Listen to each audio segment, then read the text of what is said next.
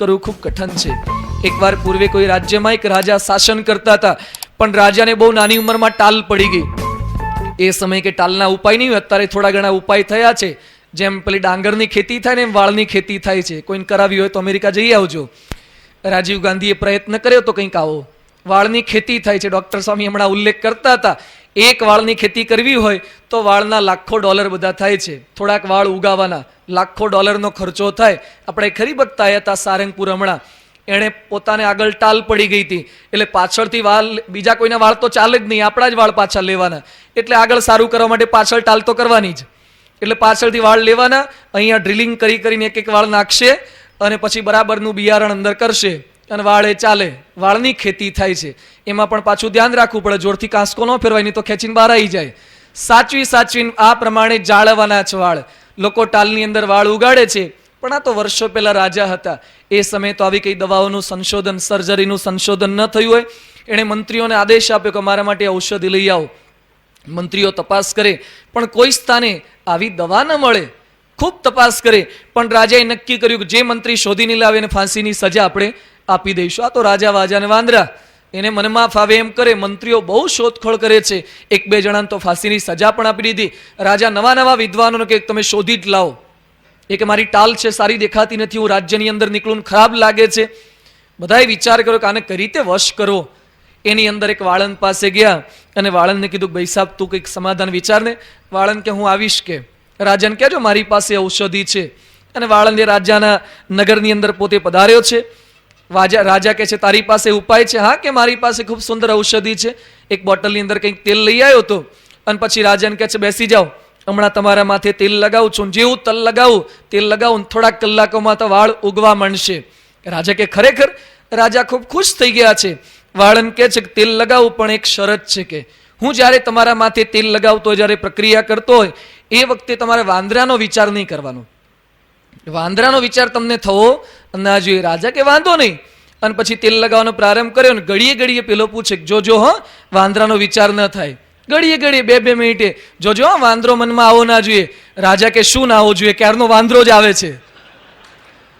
ના પાડી એટલે એ જ આવે છે. તો કે આ દવા કામ લાગે નહીં. સેટ પણ બીજો વિચાર આવવો જોઈએ નહીં. મનને રાજા વશ કરવાનો પ્રયત્ન કરે છે, પણ મન વશ થઈ શકતું નથી, ખૂબ કઠિન છે. એટલે જ ગુણાતીત સ્વામીએ પોતાની વાતમાં લખ્યું છે કેટલાક મનને રમાડે છે ને કેટલાકને મન રમાડે છે. સ્વામીએ આ તો લખ્યું છે, પણ મોટે ભાગે આપણને બધાને આપણું મન જ રમાડી જાય છે. મન બલબલાને રમાડી જાય. ક્લિન્ટનને રમાડી ગયું, ટાઇસનને રમાડી ગયું. બલબલાને આ મન રમાડી જાય છે. સમગ્ર વિશ્વના ઘણા બધા દેશોને આપણે રમાડી જઈએ, પણ આપણું મન એ આપણને રમાડી જાય છે. એને વશ કરવું ખૂબ કઠિન છે. અહલ્ય અહીંયા રામના ચરણોમાં પ્રાર્થના કરે છે કે મારા મનરૂપી ભ્રમર એ આપના ચરણ કમળના રસનું જ એ પોતે પાન કરે. હરીન્દ્ર દવે કાવ્યમાં પ્રમુખ સ્વામીને સંબોધીને લખ્યું છે ફૂલ ભમતી આ આંખોને ઓળખાવ તારું પારિજાત. મારી આંખો બધે ભમ્યા કરે છે, એને તવું સ્થિર કર, અને તારા સ્વરૂપની અંદર જ, તારા ચરણ કમળની અંદર મારી આંખો સ્થિર થાય, એવી કવિએ પણ પ્રાર્થના કરી છે. પરંતુ ભગવાનના ચરણ કમળની અંદર, ભગવાનના સ્વરૂપમાં મન જોડવું ખરેખર કઠિન છે. ભગવાન સ્વામિનારાયણે ગરડા પ્રથમના પહેલા વતનાવતની અંદર વાત કરી છે. કઠણમાં કઠણ સાધન કયું છે?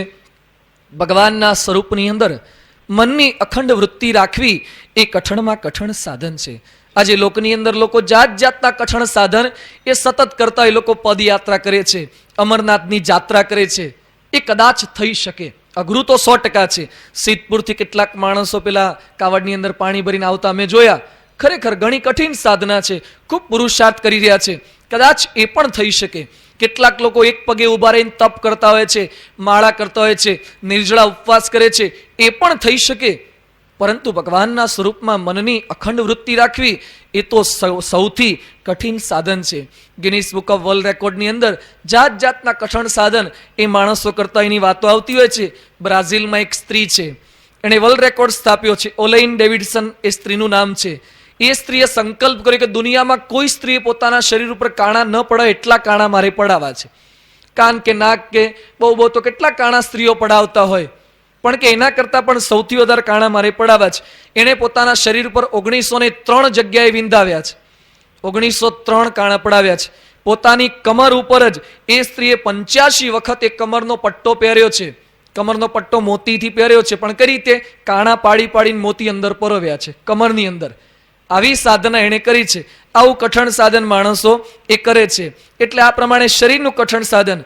એક માણસ એવો રેકોર્ડ સ્થાપ્યો છે, વાયોલિન વગાડતા વગાડતા સાયકલ ચલાવવાની. 2 હાથે વાયોલિન વગાડવાનું. એ પણ પાછું ક્યાં બેસવાનું? આગળ કેરિયર આવે ને, આગળ પેલા સ્ટીયરિંગ ઉપર સાયકલને ઘણા જૂના જમાનામાં નખાવતા હતા, એના ઉપર ઊંધે બાજુ બેસવાનું. આગળ રોડ તરફ તો નહીં જોવાનું અને પેડલ મારવાના. વાયોલિન બંને હાથની અંદર હોય, પેડલ મારવાના, આગળ જોયા વગર પાછી સાયકલ ચલાવવાની. કેટલું કઠણ સાધન છે, છતાં પણ એ માણસ પોતે કરી શક્યો છે. જાત જાતના માણસો સાધન કરે છે. કેનેડાનો પેલો નાયગ્રા ધોધ છે, એના પર એક માણસે નક્કી કર્યું કે આપણે આ ધોધ ઉપર ચાલવું છે. આ ધોધની બંને છેડે પર્વતોની વચ્ચે આ ધોધ આવેલો છે. 160 ફૂટ જેટલી કંઈક એની હાઈટ છે ને 0.5 માઇલ જેટલો કંઈક લાંબો છે. અલા પણ ધોધ ઉપર ચલાય? ધોધને સંતો જોવા જાય છે સ્વામીશ્રી સાથે જ્યારે પ્રદેશ યાત્રામાં ગયા હતા, અને કેટલો એનો પ્રવાહ ધસમસતો છે. ભૂલથી પણ જાય ને તો સીધો દરિયા ભેગો જ પહોંચી જાય, કોઈ એને બચાવી ન શકે. હેનરી બ્લોન્ડિન નામનો માણસ, એને સંકલ્પ કર્યો કે આપણે ધોધ ઉપર ચાલવું છે. 2 છેડે દોરડું બાંધ્યું, આટલી જાડાઈનું દોરડું હશે, એના ઉપર ચાલવાનો સંકલ્પ કર્યો. એની પત્ની, એના મિત્રો સમજાવે કે આવી મૂર્ખામી ન કર, ન ચલાય, પણ એ માણસે સંકલ્પ કર્યો. હાથમાં એક વાંસ લીધો અને પછી એ દોરડા ઉપર ચાલી બતાવ્યું. લોકોએ તાળીઓ પાડી. બધે ઠેર ઠેર સોસાયટીમાં, એના નગરની અંદર, શહેરની અંદર બધે વાહ વાહ થવા લાગી. એ માણસ કે આટલું તો બીજા પણ કરે, મારે હજી કંઈક અધિક કરવું છે. એના ઉપર જઈને મારે સાયકલ ચલાવી છે. એટલે દોરડા પર સાયકલ ચલાવાય? રોડ પર ઘણા ગુલાટ ખાઈ જાય છે, આ પેલા પટલા દોરડા ઉપર સાયકલ ચલાવવાની. એને સંકલ્પ કર્યો, એ પણ પાછી 1 પૈડાની સાયકલ ચલાવવાની. ચલાવી અને બીજા દિવસે તો તમામ ન્યૂઝપેપર્સની અંદર, ટીવી ચેનલની અંદર બધે આનું નામ ને ફોટોગ્રાફ બધા છપાવા લાગે, વાહ વાહ થવા લાગી. હજુ થોડાક મહિના થયા હશે, એણે સંકલ્પ કર્યો કે આટલું તો બીજા પણ કરે, પણ મારી પાછળ એક જણાને પાછળ બેસાડીને લઈ જવો છે. પણ તારી પાછળ તૈયાર કોણ થાય? મરવાના ધંધા કોણ કરે? વચ્ચે જઈને કંઈ કોકના છીંક આવે, બગાસું આવે, ઉધરસ આવે તોય, ખંજવાળ આવે તોય હેઠા પડાય. છતાં પણ એક એનો મિત્ર તૈયાર થયો, ગયો, એ પણ એને કાર્ય સિદ્ધ કર્યું. એ કે આટલું તો બીજાય કરે, મારે વચ્ચે પહોંચીને ત્યાં જઈને રસોઈ બનાવી છે. હતો એટલે પોતે ઈંડા લઈ ગયો હતો અને વચ્ચે ઉપર બેઠા બેઠા ઉપર સ્થિર રહ્યો. આમ પડી જ જવાય, કોઈ રીતે સંકલ્પ ના થાય, ટકી જ ના શકાય. વચ્ચે બેઠા બેઠા એણે આમલેટ રાંધી અને ત્યાં જમીન ખાધીને પછી પાછો આવ્યો. આટલો રેકોર્ડ એને કર્યો. બધે દરેક દેશોની અંદર એની વાહ વાહ થઈ ગઈ. એ કે આટલું તો મારે હજી વધારે કરવું છે. ભાઈ શું વધારે તારે હજી કરવું છે? એણે સંકલ્પ કર્યો કે વચ્ચે જઈને મારે ગુલાટ મારવી છે. ગુલાટ નહીં, છોકરાઓ પેલી રિવાસ આખી ઊંધી ગુલાટ મારે, મારે ગુલાટ મારવાની છે. હાથની અંદર આખો લાંબો બાંબુ વાંસ લીધો છે. વચ્ચે પહોંચ્યો, એની પત્ની ના પાડે, એના મિત્રો ના પાડે, સરકાર ના પાડે, તું મરી જ જઈશ. નીચે બધા વિડીયો વાળા ઉભા હતા, એ ગયો જ સમજો. અને આવતીકાલે પછી આપણે વિડીયોમાં છાપામાં ફોટો છાપશું કે આજ પછી કોઈ આવી મૂર્ખામી કરવી નહીં. આના ફોટા સાથે આ મૂર્ખનો ફોટો આપણે છાપી દઈશું. અને લોકો બધા તત્પર ઉભા હતા કેમેરાના કચકડી અંદર, કચકડામાં કંડારી લેવા માટે. આ માણસ પડ્યો જ સમજો, એને ગુલાટ મારી અને સેજ આગું પાછું થાય, એક સામાન્ય દોરડા પર પગ ટેકવી દેવાના પાછા, હવામાં ગુલાટ મારીને. અને બધા બોલતા હતા, એ ગયો, પણ ગયો બોલે ત્યાં તો પાછો પેલો ગોઠવાઈ ગયો, ટકી ગયો. અને એનો વર્લ્ડ રેકોર્ડ એને સ્થાપ્યો છે, the stunt of the century. આ સદીનો સૌથી મોટામાં મોટો સ્ટન્ટ માણસ આ પણ કરી શકે છે. કેવળ આ કરી શક્યો નહીં, આના વાદે બીજા ઘણા બધા પણ તૈયાર થઈને ઘણા કરતા થઈ કરે છે. આ પણ કદાચ થઈ શકે, પરંતુ સૌથી કઠિન સાધન અખંડ પરમાત્માની અંદર વૃત્તિ રાખવી આના કરતા પણ કઠિન છે. પેલા માણસને તમે કહો ભગવાનમાં અખંડ વૃત્તિ રાખજે, નહીં કરી શકે. કામ, ક્રોધ, હઠ, માન, ઈર્ષા સ્વભાવ એ માણસના મનને વિભ્રાંત જેવું કરી નાખે છે. એ કઠિનમાં કઠિન સાધન છે. એ આપણે કરવાનું છે આ પૃથ્વી પર પધાર્યા પછી. એટલે અહલ્યા ભગવાનને આ પ્રકારે પ્રાર્થના કરી રહી છે. આ કોણ કરી શકે? ગુણાતીત સ્વામીએ પોતાની વાતોની અંદર લખ્યું છે. અને જીવન ચરિત્રમાં પ્રસંગ આવે છે, સ્વામી કહે છે અમને એક ક્ષણ માત્ર ભગવાનની મૂર્તિ વિસરાય તો આ તાળવું ફાટી જાય. ભગવાનની અંદર કેટલું જોડાણ હશે. વિશ્વવંદનીય ગુરુહરિ પ્રમુખ સાંઈ મહારાજ, સાંઈ બાપાને 93ની સાલની અંદર કલકત્તામાં જન્મજયંતિ ઉજવવાની હતી. યોગી શતાબ્દી પછી સ્વામી શ્રી 1 વર્ષ બાદ ત્યાં પધાર્યા હતા. સ્વામી ત્યાં પૂજા કરવા પધારે, પૂજા પછી ઊભા થતા હોય ત્યાં ચક્કર આવી એવી કંઈક સ્થિતિ થાય. ડોક્ટરોને બતાવી, ડોક્ટરોએ વાત કરી કે તાત્કાલિક સ્વામીજીને મુંબઈ લઈ જવા પડશે. 93ની સાલમાં પ્રમુખ સાંઈ મહારાજને મુંબઈ લાવવામાં આવ્યા. ત્યાં હોસ્પિટલમાં એડમિટ કર્યા. ડોક્ટરે કીધું કે બેરા ટેસ્ટ કરવો પડશે, મગજની અંદર કંઈક તકલીફ તો નથી થઈ, એ ચેક કરવું પડશે. સ્વામીજીનો આ બેરા ટેસ્ટ કરવાનો છે. બાપાને સુવાડોમાં આવ્યા, ડોક્ટરે બધો ટેસ્ટ કર્યો અને પછી અડધો કલાક એક વિધિ ચાલી હશે અને પછી યોગી સાંઈ વગેરે સેવક સંતો પાસે ડોક્ટર આવ્યા અને ડોક્ટર કહે છે સ્વામીજીને કહો કે સેટ પણ બીજો વિચાર ન કરે, વિચાર ન કરે. વિચાર જો મનની અંદર ચાલુ રહેશે તો બરાબર આનું નિદાન નહીં થઈ શકે. એટલે સંતોએ વાત કરી કે બાપા સેટ પણ વિચાર ન કરતા, ડોક્ટર એવું કહે છે. સ્વામી કે વાંધો નહીં. અને પછી ફરીથી ટેસ્ટિંગ કર્યું. અડધા કલાક પછી ફરીથી બહાર લાયા. ડોક્ટર કે બરાબર જજમેન્ટ આવતું નથી, ડાયગ્નોસિસ બરાબર થતું નથી, સ્વામીજી કંઈકનો કંઈક બીજો વિચાર કરતા લાગે છે, એટલે બરાબર પરિણામ આવતું નથી. સંતોએ બાપા આગળ હાથ જોડી વિનંતી કરી, સ્વામી ડોક્ટર કહે છે કે બીજો કોઈ વિચાર ન કરો. એ વખતે પ્રમુખ સાંઈ મહારાજ શું બોલ્યા કે સંતો, હું સારંગપુરના હરિકૃષ્ણ મહારાજ અને ગોંડલની અક્ષરદેરીની સ્મૃતિ પણ ન કરું, એના વિચાર વગર તો મારાથી જીવી નહીં શકાય. એ વિચાર તો ચાલુ જ રહેશે. ભગવાનની મૂર્તિનો વિચાર એ ક્યારેય છોડી શકતા નથી. દિવસ રાત જાગ્રત સ્વપ્નને દરેક અવસ્થાની અંદર એ ભગવાનની મૂર્તિની અંદર એમનું મન સ્થિર રહે છે. દેશ અને પ્રદેશ ફરીએ છીએ પણ ભગવાનના ચરણારવિંદની અંદર અમારું મન અખંડ રાખીએ છીએ. આ ભગવાનને સંત કરી શકે છે. આપણા બધાનું લક્ષ્ય આ છે. અધ્યાત્મ માર્ગે જે કંઈ સાધક ચાલે છે એના મનની અંદર નિશાન આ હોવું જોઈએ કે મારા મનની અખંડ વૃત્તિ એ ભગવાનની અંદર રહે. આપણે ઘણીવાર પૂજા કરવા બેઠા હોય તો એ ભગવાનમાં વૃત્તિ રહેતી નથી. ઘણા તો પૂજા કરવા બેઠા હોય, એવી પૂજા કરતા હોય તો બીજો માણસ કોઈક પરોક્ષ ન જોવે એને એમ લાગે કે અધ્યાત્મ માર્ગે આટલું બધું દુઃખ પડતું હશે. ઘણા પૂજા કરતા જોવે ને એમ લાગે કે આટલા બધા દુઃખી થઈ જાય.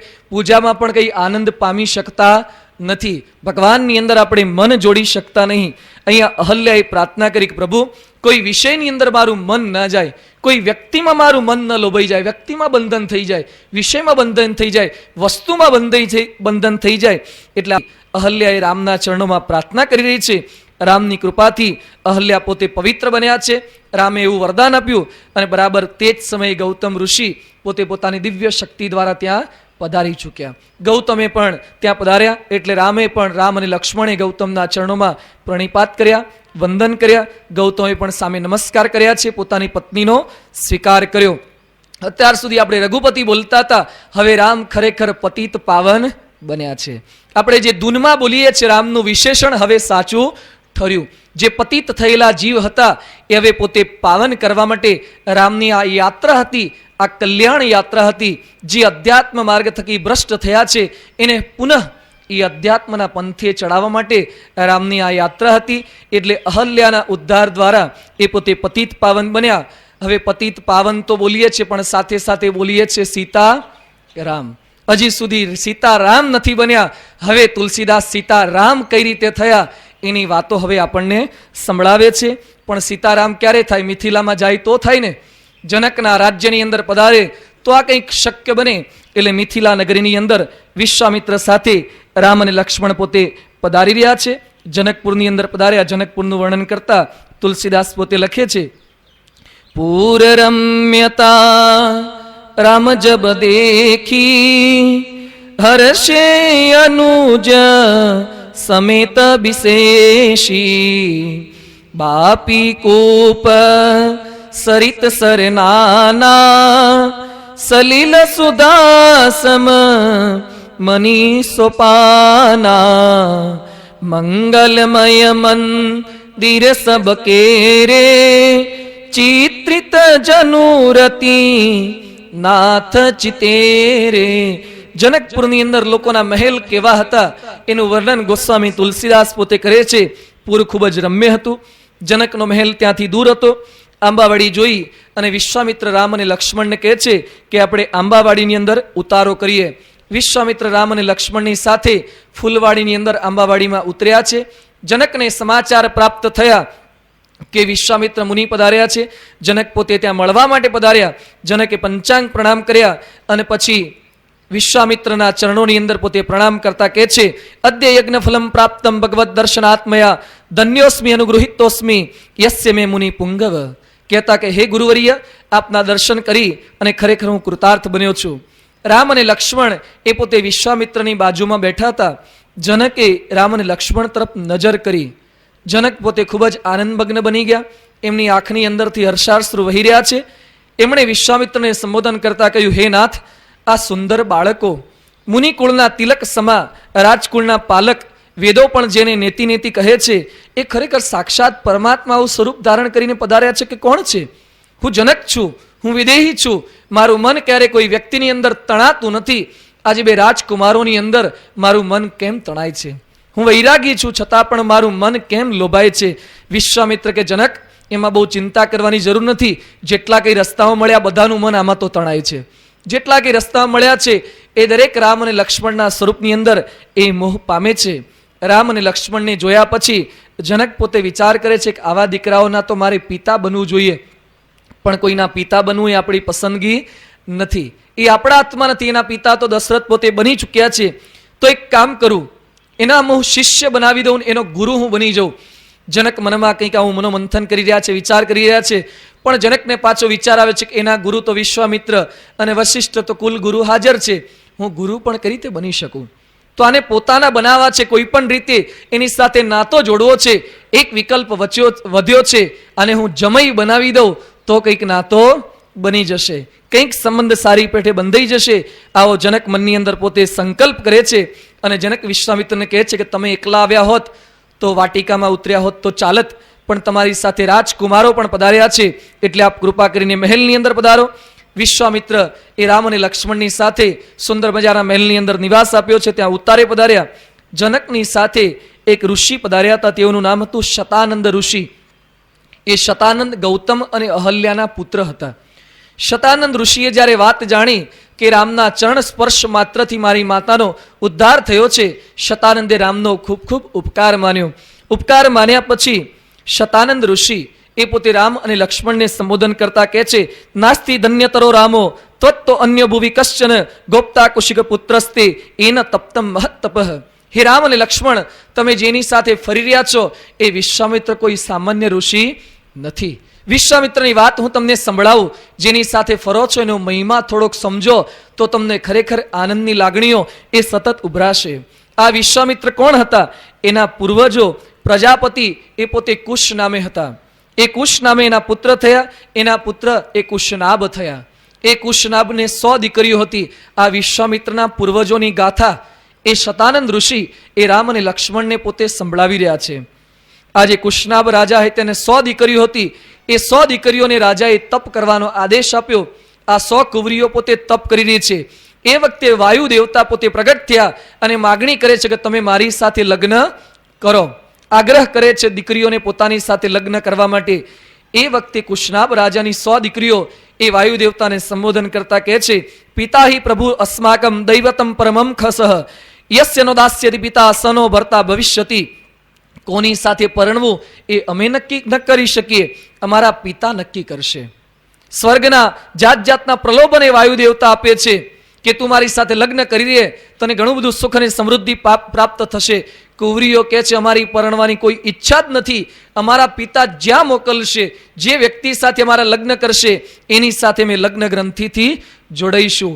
આ રામાયણ આપણને શીખવે છે આર્ય સંસ્કૃતિની સન્નારીઓ કેવી હતી, આર્ય સંસ્કૃતિની પુત્રીઓ, આર્ય સંસ્કૃતિની દીકરીઓ કેવી હતી. એ સમય માટે કહેવાતું હતું, એટલે તો આજે વર્ષો પછી પણ કહેવાય છે કે દીકરીને ગાય દોરે ત્યાં જાય. આ તો પહેલાની કહેવત હતી, આજે એવું ન કહી શકાય દીકરીને ગાય મન ફાવે ત્યાં જાય. આજે ઘણીવાર એવી સ્થિતિ બની ગઈ છે, ગાયનું પણ નક્કી નથી, ગમે ત્યારે રોડ પર આવીને ઊભી રહી જાય છે. કેટલા હોર્ન મારી હતા એ કોઈ રીતે ખસે નહીં. મોટે ભાગે બધા દીકરી એવા નથી હોતા. જો પશ્ચિમી સંસ્કૃતિનો એવો છે, એની અંદર જાત જાતનું આક્રમણ થઈ ગયું છે. મને ફાવે ત્યાં હું જઉં. કોલેજની અંદરથી કંઈ ગોઠવી દે પછી બાપની ઈચ્છા ગમે તે જગ્યાએ પરણાવવાની હોય એ ક્યારેય શક્ય ન બને. મુંબઈમાં સંતો પધરામણી ગયા હતા એક હરિભક્તના ઘરે. જેવા એના ઘરે પહોંચ્યા અને હરિભક્તે ઘરમાં ઘણો બધો સામાન હતો અને પછી હરિભક્તે એકદમ રડવા લાગ્યા. કાર્યકરને પૂછ્યું કેમ રડે છે? કાર્યકરે વાત કરી કે સ્વામી 5 દિવસ પછી એમની દીકરીના લગ્ન છે. તો લગ્ન છે તો રડે છે શું કરવા? એ કે સ્વામી લગ્ન હતા અને આગલા 5 દિવસ પહેલા જ એમની પોતાની એકની એક દીકરી એને પરણાવવાનો ઉમંગ હતો, પણ સામે એક પેલો ઘાટી રહેતો હતો મરાઠી, એ ઘાટીને લઈને ભાગી ગઈ. આવા પણ જાત જાતના પ્રસંગ એ બને છે. એટલે કહેવું પડે કે મન ફાવે ત્યાં જાય, એનું કંઈ નક્કી નથી. પરંતુ આર્ય કુળની એ સન્નારીઓ કેવી હતી, દીકરીઓ કેવી હતી, પેલા પ્રલોભન આપે છે છતાં પણ એ લલચાતી નથી. વાયુ દેવતા ખૂબ ગુસ્સે થઈ ગયા છતાં પણ પેલી ડગતી નથી. વાયુ દેવતા કહે છે હું તમને શાપ આપી દઈશ. દીકરીઓ કહે છે અમે પણ શાપ આપવા માટે સમર્થ છીએ, પણ અમે તપ કરી રહ્યા છે, તપની દીક્ષા લીધી છે, એટલે શાપ ન આપી યોગ્ય નથી. વાયુએ દીકરીઓના શરીરમાં પ્રવેશ કર્યો અને કોઈકના શરીરમાં વાયુ પ્રવેશ કરે એટલે સાંધાના દુખાવા થાય છે ને, જેમ વાયુની તકલીફ છે એમ વાયુ પ્રવેશ કરી ગયો અને દીકરીઓનું જે સારું શરીર હતું, રૂપવાન શરીર હતું, એને કુરૂપવાન બની દીધું. કોઈક હાથે વાંકી, કોઈક પગે વાંકી, કોઈક મોઢાથી વાંકી, આખા બેડોળ એમના શરીર એ બનાવી દીધા છે. દીકરીઓ ફરતી ફરતી ત્યાંથી પોતાના બાપુજી પાસે પધારી બાપુજીને સગડી હકીકત એઓએ સમજાવી. એના પિતાએ વાત જ્યારે જાણીને પિતા પ્રસન્ન થયા કે દીકરીઓ, તમને વાયુ દેવતાએ આટલું કષ્ટ આપ્યું છતાં પણ તમે શાપ ના આપ્યો, તે સારું કરી. આદર્શ પિતા પણ કેવા હોવા જોઈએ એ પણ શીખવે છે. નહીં તો ઘણા બાપ તો કે આટલું બધું કર્યું સામે માર્યા વગર તું આવ્યો, ફટકારીને આવવું જોઈએ. ઘણા તો મા બાપ ઘણીવાર પોતાના છોકરાઓને આવું શીખવે છે, એક મારે તો આપણે સામે લગાવી જ દેવાની. કે આ પ્રમાણે ક્ષમાની વાત એ શીખવી ન શકે. જ્યારે આ કુશનાબે પોતાની દીકરીઓને આવી વાત શીખવી અને પછી પિતા પોતે કહે છે કે દીકરીઓ, ભલે તમે કૃપવાન બની ગયા, પરંતુ સ્ત્રીની સાચી શોભા તો શેમાં છે? અલંકારો હિ નારીણામ ક્ષમા તુ પુરુષસ્ય વા ક્ષમા દાનમ ક્ષમા સત્યમ ક્ષમા યજ્ઞાશ્ચ પુત્રિકા ક્ષમા યશ ક્ષમા ધર્મ ક્ષમાયામ વિષ્ટિતમ જગત. કુશનાબ પોતે કહે છે ક્ષમા તમે આપી એ ખરેખર ખૂબ સારું કર્યું. અલંકારો હિ નારીણામ, નારીનો સાચો અલંકાર શું છે? એ ક્ષમા છે. પછી કુશનાબે નક્કી કર્યું કે મારી દીકરીઓ માટે વર શોધવાનો છે. મંત્રીને મોકલ્યા. એમાં ચુલી ઋષિનો પુત્ર એ બ્રહ્મદત્ત પસંદ પડ્યો, પરંતુ પસંદ તો પડ્યા રૂપે કરીને, પરંતુ એની કસોટી કરવાની છે. એટલે મંત્રીઓએ બ્રહ્મદત્તને પ્રશ્ન પૂછ્યો કે તમે અમારી દીકરીઓ સાથે લગ્ન કરશો, પરંતુ નારીનું રૂપ શેમાં છે? નારીનું ખરું રૂપ શેમાં છે? એ વખતે પેલા એ વાત કરી કે નારીનું રૂપ તો એના શીલની અંદર છે, એના ચારિત્ર્યમાં છે. તપ શેમાં છે? તપ ક્ષમામાં છે. આવા પ્રશ્ન પૂછ્યા અને યથાર્થ ઉત્તર આપી શકે એટલે સહમત બન્યા. પેલા બ્રહ્મદત્તને પણ સ્પષ્ટ છે કે નારીનું રૂપ એ શીલમાં છે. આર્ય સંસ્કૃતિના પ્રત્યેક પુરુષની પણ વાત આપણને રામાયણ સાથે સાથે શીખવતું જાય છે. આજે ઘણીવાર સ્ત્રીના મનમાં પણ સ્પષ્ટ નથી અને ઘણીવાર કેટલાક પુરુષોના મનની અંદર પણ સ્પષ્ટ હોતું નથી. નારીનું રૂપ શેમાં છે? તો રૂપવાન દેખાય, સૌંદર્યવાન હોય એની અંદર જ રૂપ છે. એટલે તો આજે લોકોના મનની અંદર આવી ભ્રમણા છે. એટલે સારા દેખાવા માટે જાત જાતના કપડાં, ભલે શીલનું ઠેકાણું ન હોય. આજે માણસોને સારા દેખાવું ગમે છે, સારા બનવું ગમતું નથી. કારણ કે સારા દેખાવા માટે તો થોડાક પૈસા ખર્ચીએ અને જાત જાતના બ્યુટી પાર્લરમાં જઈએ, ખર્ચા કરીએ, સારા દેખાઈ શકાય છે. પણ સારા બનવા માટે તો ઘણો વધારે દાખલો કરવો પડે છે. સારા દેખાવું બધાને ગમે છે, સારા બનવું નથી. આજે જાત જાતના ટીવીની અંદર શો આવી રહ્યા છે, મોડેલના શો, મિસ વર્લ્ડના શો, મિસ યુનિવર્સના શો. બધા શો પણ માણસોને ખરેખર આ બાજુ ધકેલી રહ્યા છે. રૂપ તરફ ગતિ કરાવે છે, ગુણ તરફ કોઈ ગતિ કરાવતું નથી. આજે કપડાની અંદર, કપડામાં જ લોકોએ પોતાનું રૂપ માન્યું છે. આજકાલ તો ચારિત્રની વાત તો બાજુ પર રહી, પણ ફિલ્મોની અંદર આપણે બધા જાણીએ છીએ, સાંભળીએ છીએ કે ફિલ્મની અંદર પણ આપણે વાત પણ ન કરી શકાય, જેટલા ઓછા કપડાં પહેરે એટલા વધારે પૈસા મળે છે. આ ભારતીય સંસ્કૃતિની ફિલ્મો છે આજકાલ જે બની રહી છે. પૈસા માટે જાત જાતના લોકો નગ્ન થવા તૈયાર છે. અમેરિકામાં, ઓસ્ટ્રેલિયામાં તો ન્યૂઝ ચેનલ શરૂ થઈ છે. ન્યૂઝ ચેનલનું નામ શું છે? Nude news channel. નાગા થઈને સમાચાર આપવાના. આવું બધું પણ સમાચારની અંદર લોકો નગ્ન થઈ અને પછી સમાચાર આપે છે. આવી બધી સમાચાર ચેનલો લોકની અંદર શરૂ થાય છે. ચારિત્રની વાતો ક્યાં રહી? દરેકને સારા દેખાવું ગમે છે, કોઈને સારા બનવું ગમતું નથી. વિવેકાનંદ સ્વામી પોતે અમેરિકા પધાર્યા હતા. એ સમયે વિવેકાનંદ સ્વામીનો ડ્રેસ આપણે જોઈએ છે, માથા પર મોટી લાંબી પાઘડી છે અને પછી આખો મોટો સંતો જેવું ગાતરિયું ધોતિયું ધારણ કરેલું ભગવું વસ્ત્ર. લોકો મશ્કરી કરવા લાગ્યા. એ કહે છે તમારા દેશની અંદર આવા વિચિત્ર કપડાં છે, તમારા દેશની અંદર ડ્રેસનું કંઈ ઠેકાણું નથી. એ વખતે વિવેકાનંદ સ્વામી પોતે બોલ્યા, in your country tailor makes a man, in our country character makes a man. તમારા દેશની અંદર દરજીઓ લોકોને બનાવે છે, અમારા દેશની અંદર ચારિત્ર્ય લોકોનું નિર્માણ કરે છે. ભલે કપડાં સામાન્ય હોય છતાં પણ માણસનું ચારિત્ર્ય સાચું હોય, સારું હોય તો દુનિયામાં કોઈ એને ડગાવી શકતું નથી. ગાંધીજી સામાન્ય પોતળી જ પહેરતા હતા, ઉપર એક સામાન્ય વ્હાઈટ વસ્ત્ર જ પહેરતા હતા, પણ ગોળમેજી પરિષદની અંદર પણ પોતે ગયા. ગાંધીજીને કોઈ ડગાવી શકતું નહોતું. આજે ગાંધીજીની વાત ક્યાં કરવી? વિશ્વવંદનીય ગુરુહરિ પ્રમુખ સ્વામી મહારાજ, સ્વામીજી શું પહેરે છે? આપણે બધા ગૃહસ્થોને કેટલા કપડાં હોય છે, કોકના લગ્નમાં જવાના જુદા, કોકના મરણમાં જવાના જુદા, જાત જાતના, કોકના જન્મદિવસના કપડાં જુદા. કેટલા જુદા જુદા કપડાં આપણે ધારણ કરીએ છીએ. એમાં પણ જાત જાતના શણગાર ધરીને બહાર નીકળ્યા અને કોઈક કેક બરાબર જામતું નથી તો મૂડ ઓફ થઈ જાય પાછો. એ કે મેચિંગ કરતા ફાયું નથી લાગતું, એમાં આપણો મૂડ ઓફ થઈ જાય. અમારે છે મેચિંગ કરવાની કોઈ ચિંતા છે? કોઈ પ્રશ્ન? ગમે તેવી દિવાળી હોય, ગમે તેવી હોળી હોય, ધૂળેટી હોય, કોઈનું લગ્ન હોય કે મરણ હોય, દરેક જગ્યાએ આ જ કપડાં જ કામ ચાલે છે. આ કપડાની વિશેષતા છે. તમારા ગમે તેટલા મોંઘા હોય, ગમે તેવી સિલાઈ આપી હોય કે રેડીમેડ બનાવ્યા હોય, પણ નીચેવાળું ઉપર કામ ના લાગે ને ઉપરવાળું નીચે લાગે. અમારે નીચેવાળું ઉપરે કામ લાગે ને ઉપરવાળું નીચે કામ લાગે.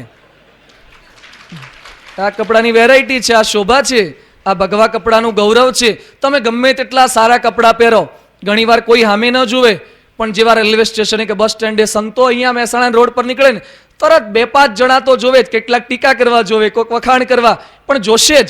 આ કપડામાં તાકાત છે. એટલે કે ખાલી કપડાં પહેરવા માત્રથી પૂરું થઈ જતું નથી. આપણે કપડા માટે આગળ વધીએ છીએ, પોતાનું રૂપ વધારવા માટે. આજે સ્વામીજી 55 દેશમાં ફર્યા છે. અરે પ્રિન્સ ચાર્લ્સને, વાજપેયીને, અડવાણીને, ટોની બ્લેરને બધાને મળ્યા છે. સ્વામીજીને કોઈ અટકાવતું નથી. છતાં પણ આપણે ઘરની બહાર નીકળીએ અને અડધો કલાક અરીસ આગળ ઘણીવાર ઊભા રહીએ છીએ કે કોકને કેવું લાગશે. ભાઈ કોઈને કાંઈ લાગતું નથી. કોઈ આપણી સામે જોવા માટે ઘણીવાર નવરાય નથી. દરેકને મનમાં એમ છે કોક મને જોવે. બધાને એમ છે કોઈને નથી જોવા. બધાને પોતા તરફ દરેકની નજર ખેંચવી છે. એટલે સત્સંગી બન્યા પછી આપણા મનમાં તો આ સ્પષ્ટ થોડું ઘણું થવું જોઈએ. આવા રજોગુણી વેશ ધારણ કરીએ. શિક્ષાપત્રીમાં મહારાજે ના પાડી છે, યસ્મિન પરિહિતે પીસ્યુ દ્રશ્યાની અંગાની ચાત્મન.